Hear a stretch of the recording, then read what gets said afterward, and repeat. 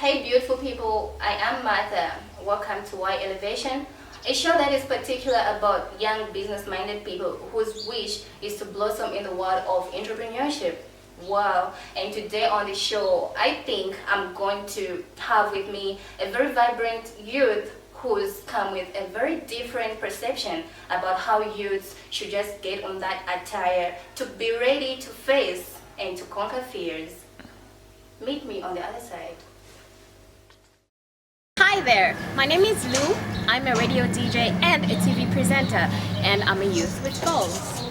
Welcome on Youth Elevation, and today I'm joined by Astrida Chipoi, the young, positivity, vibrant youth. Astrida, welcome on the show. Thank you so much, Manda, for having you. You're looking so beautiful. Thank you so much. Probably behind the cameras, we had a very great chat. As I know you, other people out there don't know you, but who is Astrida?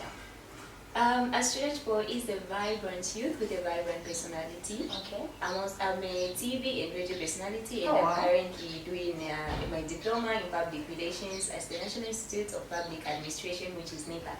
Wow. Aside from that, I also did my training for Okay. for Yala Citizen Journalism Sure. with the same school. I said Yala Oh, Citizen yeah, you're so Yes. inspiring. Yes. Mhm. And yeah, I think that's all. Oh, okay, yeah. And now, Astrida, I know for you to be where you are right now, there is some educational essence attached to it.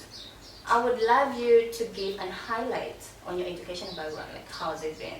Okay, so my education background. Okay. When I was young, I was born in Tendere. Wow. Okay. Yes, that's where I stay. I Good. come from Tendere. Alright. So my dad Mhm. passed on when I was just 2 years. That's So right. from there I moved on. I moved out with Okay. mom's sister, mom's elder sister. Okay. Then I started staying with her. Mhm. But the husband was a soldier. Okay. So we used to stay in Emersdale. By then I used to be at St. Monica's Sure. primary school. Okay. It's a Catholic school. That's where I used to be, and I used to be with St. Monica's. I remember. Oh, yeah, I get it. Yes, and then from there we moved. We shifted from Emersdale. We moved Okay. to Arakat Barracks, where I started doing my primary school again in grade 2 at Oh, yeah. Mkanzawile. Oh, Mkanzawile okay. Primary School is still there. Okay. From there I moved again. So like my life has Like been that was shifting. a very Yes, my life has been Perfect. shifting from one place to another. So I've lived in many places. I moved from Lusaka. Okay. Now I went to Copperbelt. Okay. In the Copperbelt, I used to be at Chaisa's primary school. alright, okay. Yeah, that's why.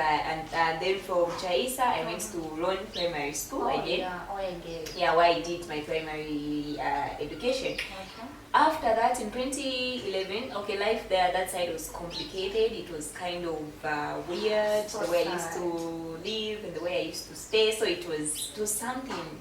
There was a time where I wanted to run away from home. I was like, I think I just can't manage living this kind of life. I just Because you have felt to you were tired, or maybe there was some influence attached to it. Actually, because of the people that I used to stay with, they were not Okay. my relatives. Because, Okay. like I explained earlier Yeah. on, to say I used to stay with mom's sister, and then the husband, I went to stay. I moved on. I moved out with. Okay. I moved in rather with dad's Yeah. relatives. Mhm. They were not my relatives, and I wasn't even attached to them. Oh, so yeah, there, I was, get it. there was no that bond between me and them. So even the kind of living that we used to eat, Mhm. right? I used to live.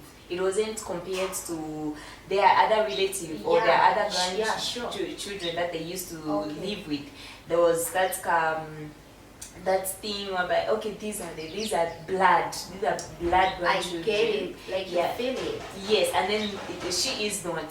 So even how I used to live, it wasn't good at all. They were the ones who told me that those people are not my biological Okay. parents, because I grew up knowing that they were my biological parents. Also, like, just to cut you short, you said something where you wanted to run away from the house. How did you really conquer that mind, or how did you really, I don't know what to say, but how did you just cope up with the life outside?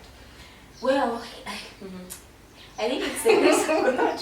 It's kind of serious. Yeah, it's kind of serious. Okay, actually, Okay. I never wanted to stay home Okay. because of the situation at home. Yeah. You know, you get to be shouted at even when you haven't done anything wrong. That feeling. Yes, so I used to be free whenever I go to school. Okay. Like I would talk to my teacher. Mm-hmm. She would encourage me. I remember she gave me this verse, yeah, which is in Philippians. She said Yeah. that rejoice in the Lord always, and I say again rejoice. Yeah, sure. So like the kind of life there, it was complicated, Yeah. such that I just wanted to be free. I just wanted to be happy. I was one person who never used to be happy. I never used to smile. Honestly, I never had peace. And Like, at some point, serious. I feel at that young age, I really feel you never enjoyed your childhood. I never enjoyed my childhood actually. Yeah, that's true. I never enjoyed it. When I went to Copperbelt, life changed. Just turned against yeah, you.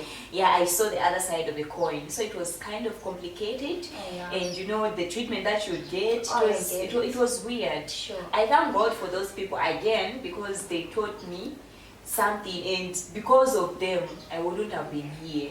Because if I didn't see the other side of the coin, then I wouldn't have been here. If I was still a spoiled brat, then to I street them. I really get your story.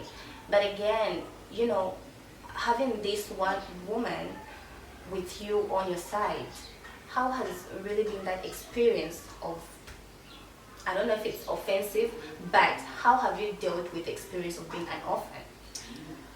Well, when they told me that my father is dead, the father that I call dad is not Yeah. my biological father, I felt, I felt left out, and I felt that space in me. I was like, so that person has been treating me nice, that person has been taking care of me, but actually he's not even my biological get it, father. yeah. Like, I was hurt actually. Yeah. I even cried at some point. I was like, so I don't have a father, meaning I'm an Sure. orphan. You get Then wait, who is my mother if that person is not my biological mother? I started asking myself those questions.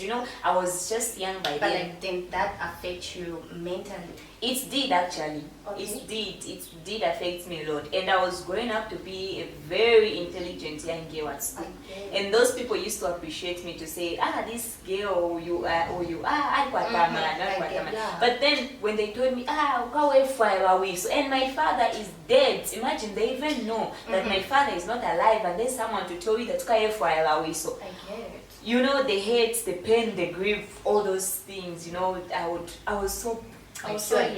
grieving and you really expect some support from Yeah. people around you, and those are the people who are throwing certain bad feelings on you. Yes. Okay.